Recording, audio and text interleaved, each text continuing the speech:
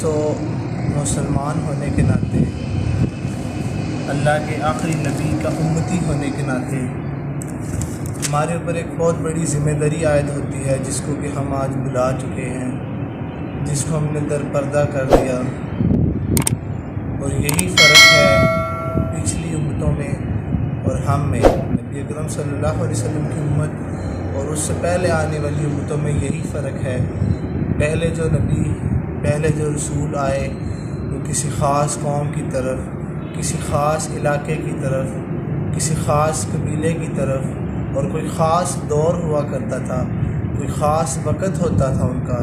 اور کبھی کبھی تو ایسے ہوا کہ ایک وقت میں الگ الگ قوموں اور الگ الگ قبیلوں کے لیے اللہ نے اکٹھے کچھ نبی مبعوث فرمائے۔ لیکن چونکہ حضور اکرم صلی اللہ علیہ وآلہ وسلم وہ نبی ہیں جو خاتم النبیین ہیں، جن کے بعد کوئی اور نبی نہیں آنا، نہ کوئی کتاب آنی ہے، نبیوں والا سلسلہ ختم ہو چکا، تو اللہ تعالیٰ نے یہ نبیوں والا سلسلہ، یہ نبیوں والا کام اب اس امت کو دیا جو کہ اس آخری نبی کی آخری امت ہے۔ مجھے ہے حکم ازاں لا الہ الا اللہ، بہار ہو کہ خزاں ہو، مجھے ہے حکم لا الہ الا اللہ۔ میرا کام، اس قوم کا کام، اس امت کا کام صرف یہی ہے کہ وہ لا الہ الا اللہ کی پکار کرتے رہیں، لا الہ الا اللہ کی دہائی دیتے رہیں، لا الہ الا اللہ کا پرچار کرتے رہیں، لا الہ الا اللہ کی تبلیغ کرتے رہیں، ساتھ ساتھ اس کو اپنی زندگی میں اس کا ایک عملی نمونہ بھی بنائیں۔ نوح علیہ السلام، انہوں نے 950 سال لا الہ الا اللہ کی دہائی دی، لا الہ الا اللہ کا پرچار کیا۔ قرآن مجید میں آتا ہے کہ جب نوح علیہ السلام اپنی قوم کو لا الہ الا اللہ کی طرف بلاتے تو ان کی قوم کے لوگ کیا کرتے؟ اپنے کانوں میں اپنی انگلیاں ٹھونس لیتے، اور یہاں تک کہ وہ اپنے چہروں پر اپنے ہاتھ رکھ لیتے تاکہ وہ نبی نوح علیہ السلام کو دیکھ نہ سکے۔ اور پھر یہاں تک کہ نوح علیہ السلام پھر بھی ان کو لا الہ الا اللہ کا پرچار کرتے، کہتے ہیں جس طرح ہم اپنی پنجابی زبان کو یار میری گل تو سن لے، میری بات تو سن لو، اور پھر وہ کس لیے کرتے؟ قرآن مجید میں آتا ہے کہ نبی تو معصوم ہیں، نبی تو اگر کرتے نہ کرتے ان کو تو کوئی مسئلہ نہیں تھا، لیکن فائدہ کن کا تھا؟ فائدہ ان لوگوں کا تھا، اس قوم کا فائدہ تھا، ان لوگوں کا فائدہ تھا۔ لیکن اب نبی، تمام انبیاء اپنی جان کی پرواہ کیے بغیر، تن من دھن کی پرواہ کیے بغیر صرف لا الہ الا اللہ کا پرچار کرتے رہے۔ نوح علیہ السلام کو وہ لوگ اتنا مارتے، اتنی تکلیف اور اتنی اذیتیں دیتے کہ وہ سمجھتے کہ یہ شہید ہو گیا، ان کو بوری میں بند کرتے، بوری میں بند کرنے کے بعد ان کی لاش ان کے گھر میں پھینک دیتے۔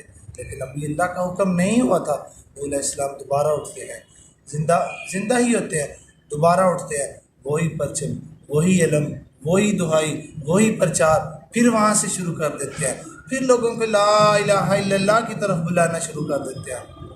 اور 950 سال میں، 950 سالوں میں قلیل تعداد، صرف تقریباً 80 کے قریب لوگ ان پر ایمان لے آئے، اور لا الہ الا اللہ پر ایمان لانے کے بعد اس کو اپنی زندگی میں عملاً لانا شروع کیا۔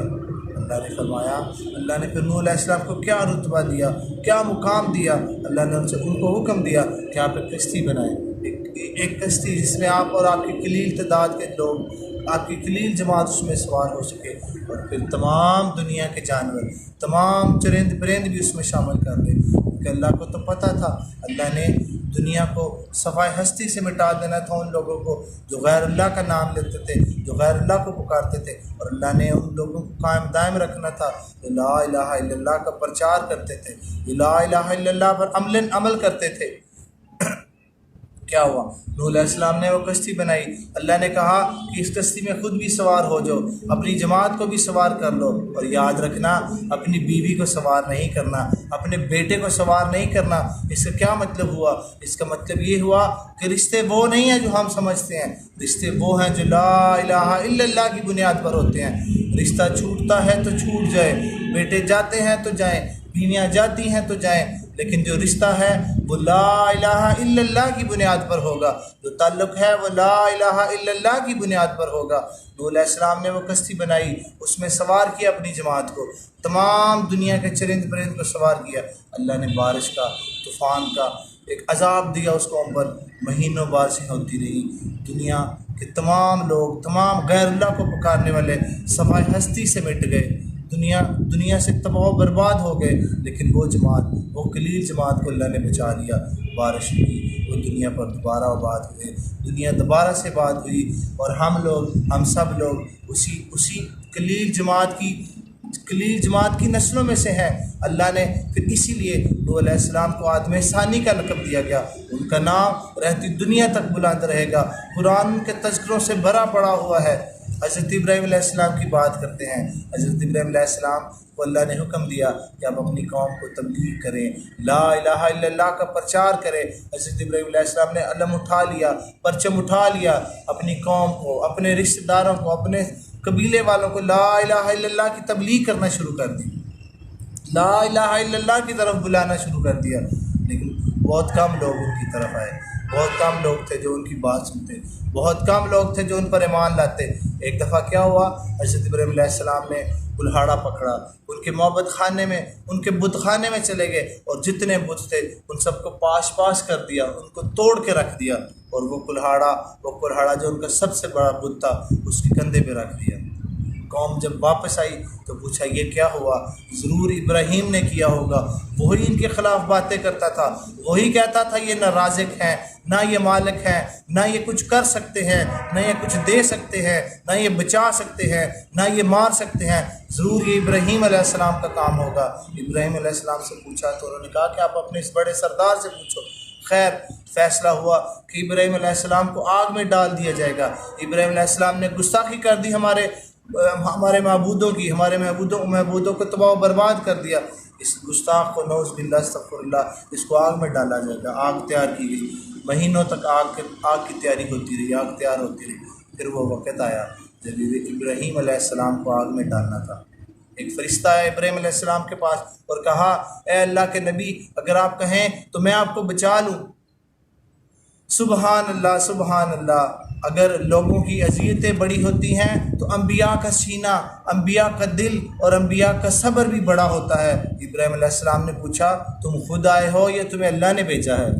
فرشتے نے کہا، میں خود آیا ہوں۔ کہا، پھر چلے جاؤ، مجھے تمہاری کوئی ضرورت نہیں ہے، میں جس کا نام لیتا ہوں، میں جس کی طرف بلاتا ہوں، میں جس کی دہائی دیتا ہوں، میں جس کا پرچار کرتا ہوں، وہ خود ہی مجھے بچا لے گا۔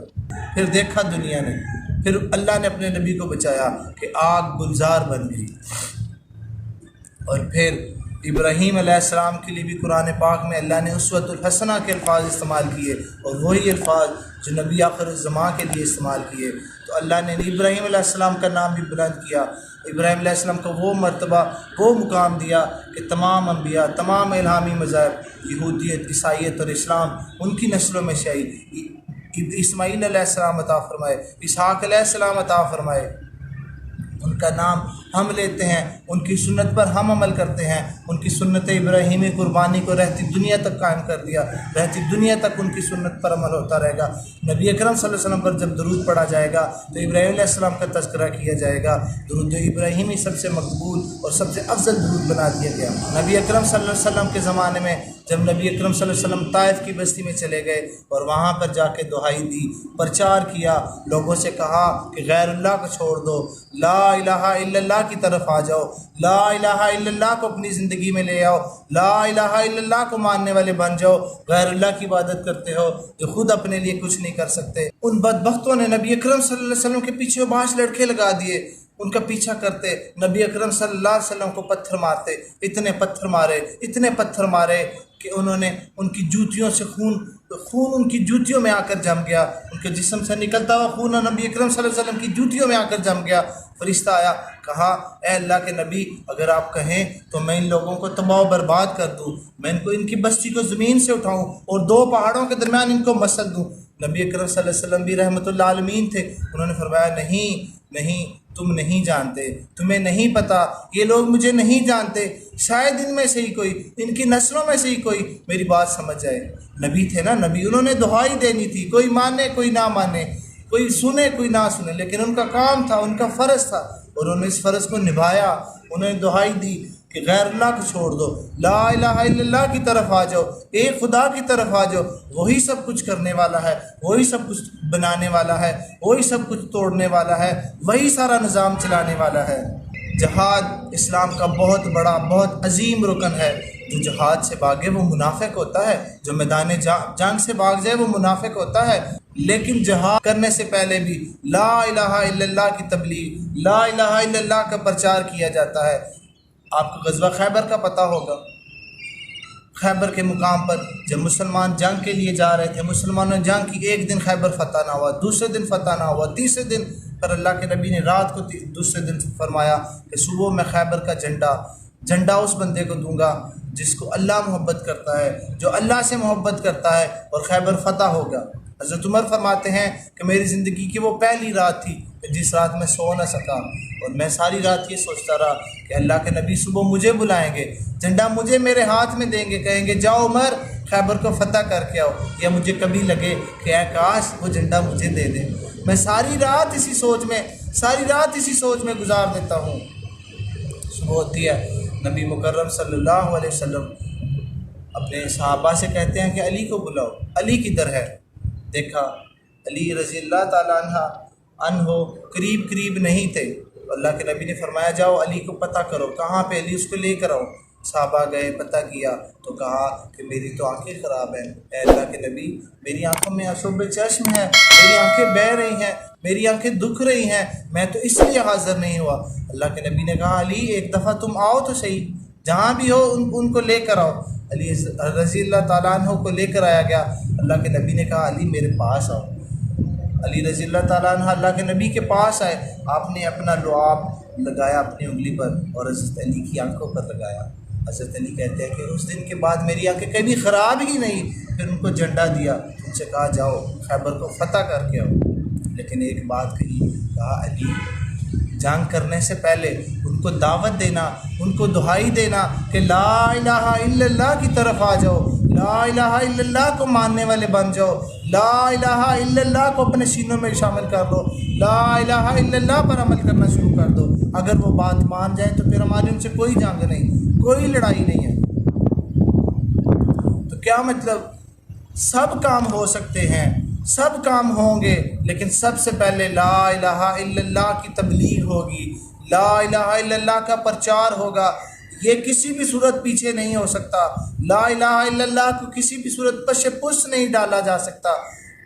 نبی اکرم صلی اللہ علیہ وسلم کے پاس کچھ بڑے سردار آئے اور انہوں نے شرط رکھی کہ جب ہم آپ کے پاس آئیں، ہم آپ کی بات سننے کے لیے آئیں تو یہ لوگ، یہ چھوٹے ظاہراً کمزور غریب صحابہ آپ کے پاس نہ بیٹھے ہوں۔ نبی اکرم صلی اللہ علیہ وسلم تو رحمت اللہ عالمین تھے، ان کے نزدیک تو ایسی بات نہیں تھی، لیکن پھر بھی انہوں نے کہا کہ شاید ان کو اللہ ہدایت دے دے، شاید یہ اللہ کی طرف آ جائے، شاید یہ لا الہ کی طرف، لا الہ الا اللہ کی طرف آ جائے۔ تو انہوں نے اپنے صحابہ سے گزارش کی کہ آپ جب یہ آئیں تو آپ تھوڑا سا ادھر ادھر ہو جائیے گا۔ وہ لوگ آ گئے، لیکن ایک صحابی نبینا صحابی تھے، ان کو اس بات کا نہیں پتہ تھا، وہ اس محفل میں آ کر بیٹھ گئے۔ انہوں نے کوئی بات کی، اللہ کے نبی سے کوئی سوال کیا کسی چیز کے معاملے میں، تو اللہ کے نبی کو یہ بات ناگوار گزری، کیونکہ اللہ کے نبی نے کہا تھا، ان سے وعدہ کیا ہوا تھا۔ لیکن جیسے ہی اللہ کے نبی کو یہ بات ناگوار گزری تو اللہ نے سورۃ عبس 80ویں سورت نمبر 80 42 آیات ہیں اس سورت کی، وہ نازل فرما دی اور اپنے نبی کو فرمایا کہ آپ کو کیا پتہ ہے کہ جو آپ کے پاس بیٹھے ہوئے ہیں یا جو آپ کے پاس اب آیا ہے سوال کرنے، اس کا دل لا الہ کی طرف پلٹے گا یا ان کا پلٹے گا کہ جو شرائط رکھ کر آپ کے پاس تبلیغ کے لیے آتے ہیں، جو شرائط رکھتے ہیں کہ ہم نے آپ کی بات سنی ہے۔ تو کیا مطلب ہوا؟ لا الہ الا اللہ ان کو بھی بتانا ہے جو اس کو ماننے والے ہیں، اور لا الہ الا اللہ ان کو بھی سمجھانا ہے جو اس کو نہیں مانتے، جو شرائط رکھتے ہیں، لیکن کوئی فرق نہیں کرنا۔ یہ اللہ جانتا ہے کہ اس نے کس کے دل میں یہ بات ڈالنی ہے، کس کو یہ ہدایت اور توفیق دینی ہے کہ وہ لا الہ الا اللہ کا ماننے والا بن جائے، وہ غیر اللہ کو چھوڑ دے۔ پھر اللہ نے اپنے نبی کو تنبیہ فرمائی اور وہ آیات 42 آیات نازل کی، جس میں اللہ نے نبی سے کہا کہ آپ کو کیوں ناگواری ہوتی ہے، آپ کا کام ہے لا الہ الا اللہ کا پرچار کرنا، کوئی آئے کوئی نہ آئے، اس بات پر آپ کا مواخذہ نہیں ہوگا، اس بات کا ذمہ آپ پر نہیں ہوگا۔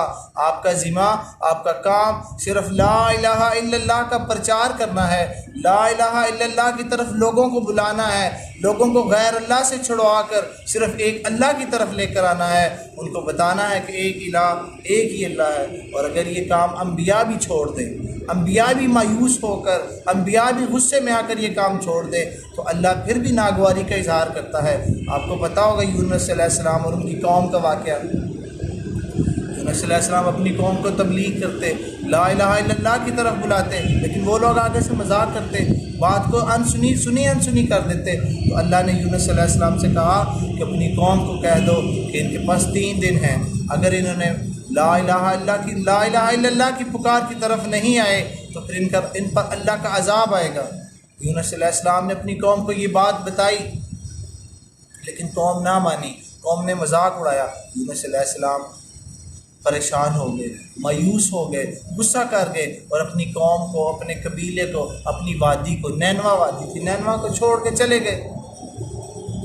ان کی قوم نے جب یہ دیکھا، انہوں نے کہا کہ دیکھو یونس علیہ السلام قوم میں ہیں، اگر تو وہ ہیں تو پھر اللہ کا عذاب نہیں آئے گا، اور اگر وہ چلے گئے ہیں، وہ نبی تھے، نبی برحق تھے، پھر اللہ کا عذاب آپ کو پکڑ لے گا، اس قوم کو تباہ و برباد کر دے گا۔ انہوں نے دیکھا یونس علیہ السلام تو اپنی وادی چھوڑ کے چلے جا چکے تھے، وہ ڈر گئے، وہ قوم ڈر گئی، انہوں نے اللہ سے توبہ کی، اپنی غلطیاں، ایک دوسرے کے ساتھ زیادتیاں تھیں ان کی معافی مانگی، اپنے بچوں کو لے کر میدانوں میں جا کر اللہ کے سامنے گڑ گڑا کر روئے، تو اللہ نے ان کی معافی قبول کر لی، ان پر عذاب نہ ہوا۔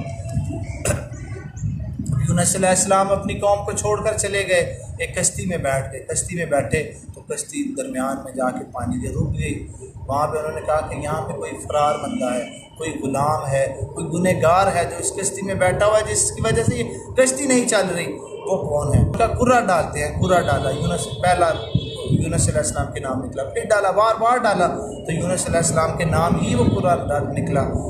یونس علیہ السلام کو پھینک دیا گیا پانی میں، جیسے ہی پانی میں پھینکا گیا تو اللہ کے حکم سے ایک مچھلی آ گئی، اس نے یونس علیہ السلام کو نگل لیا، لیکن اس کو کھانے کا حکم نہیں تھا، وہ اللہ کے مہمان کے طور پر مچھلی کے پیٹ میں رہے کچھ دن۔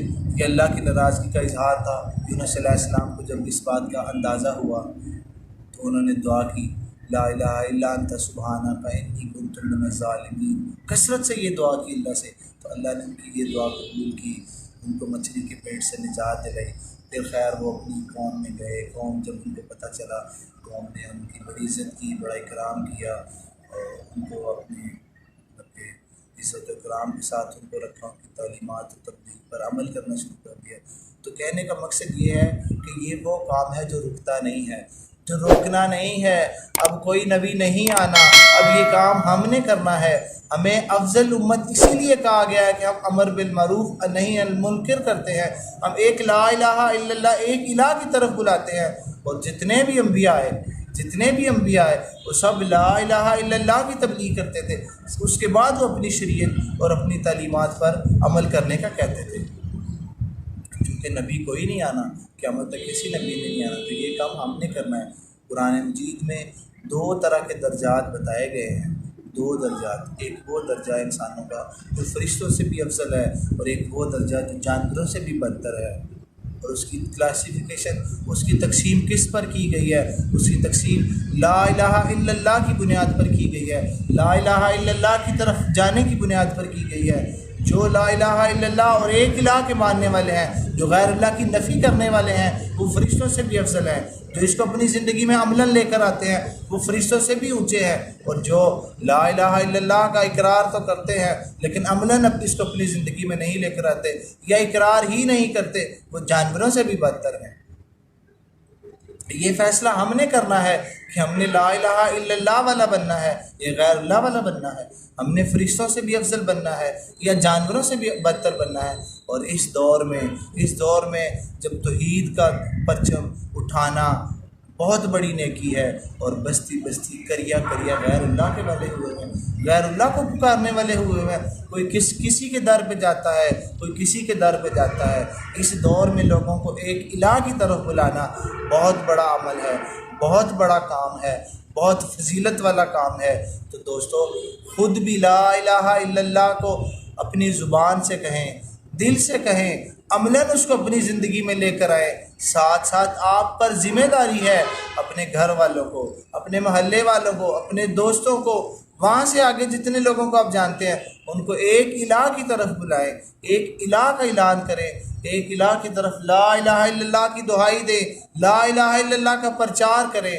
یہی آپ کی زندگی کا مقصد ہے، اللہ کی عبادت کرنا مقصد ہے۔ اللہ کی عبادت کریں، لوگوں کو اللہ کی طرف بلائیں، لوگوں کو اللہ کی طرف لے کر آئیں، پھر آپ کو پتہ چلے گا اللہ آپ کو کیا فضیلتیں، کیا انعام، کیا بڑھائیاں، کیا مقام دیتا ہے۔ میں دعا کرتا ہوں کہ ہم میرے سمیت اس کام کو اپنی زندگی میں لے آئیں، اپنی زندگی عملی مثال بنائیں لا الہ الا اللہ کی، اور اس کی دہائی دیں، اس کا پرچار کریں، اس کی تبلیغ کریں۔ السلام علیکم۔